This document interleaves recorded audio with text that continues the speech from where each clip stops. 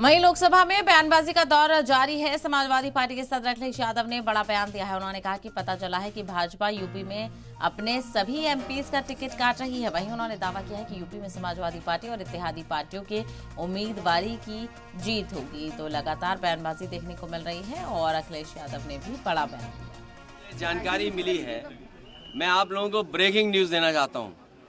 Bharatiya Janata party अपने सभी सांसदों की टिकट काटने जा रही है, एक के सिवाय, और वो भी जो एक हैं वो भी अपनी सीट बदलने की सुना है, सीट बदलना चाहते हैं। तो ये समाजवादी पार्टी जीत के लिए आगे बढ़ रही है और हमें उम्मीद है कि पीडीए ही एनडीए को हराएगा।